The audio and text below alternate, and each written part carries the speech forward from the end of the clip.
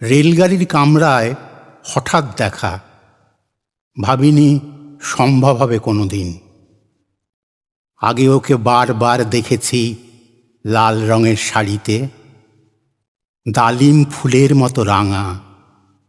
আজ পড়েছে কালো রেশমের কাপড়, আঁচল তুলেছে মাথায়, দোলন চাঁপার মতো চিকন গৌর মুখখানি ঘিরে। মনে হলো কালো রঙে একটা গভীর দূরত্ব ঘনিয়ে নিয়েছে নিজের চারদিকে, যে দূরত্ব সর্ষে ক্ষেতের শেষ সীমানায়, শালবনের নীলাঞ্জনে। থমকে গেল আমার সমস্ত মনটা। চেনা লোককে দেখলেম অচেনার গাম্ভীর্যে। হঠাৎ খবরের কাগজ ফেলে দিয়ে আমাকে করলে নমস্কার। সমাজবিধির পদ গেল খুলে, আলাপ করলেম শুরু। কেমন আছো, কেমন চলছে সংসার ইত্যাদি।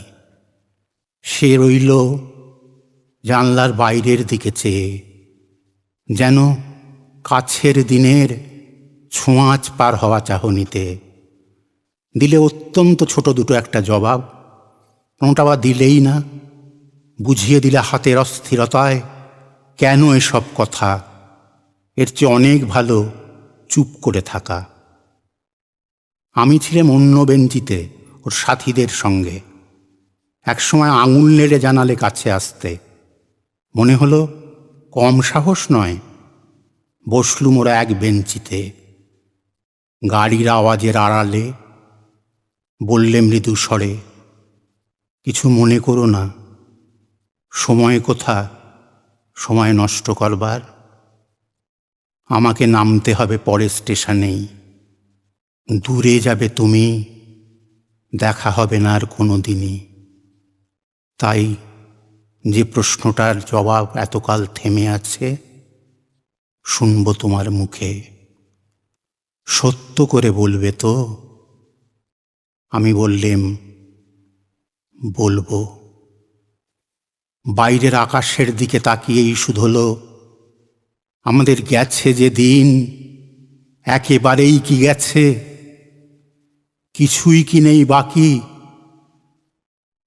একটুকু রইলেম চুপ করে, তারপর বললেম, রাতের সব তারাই আছে দিনের আলোর গভীরে।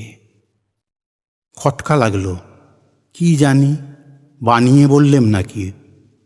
ও বললে, থাক এখন যাও ওদিকে। সবাই নেমে গেল পরের স্টেশনে, আমি চললেম একা।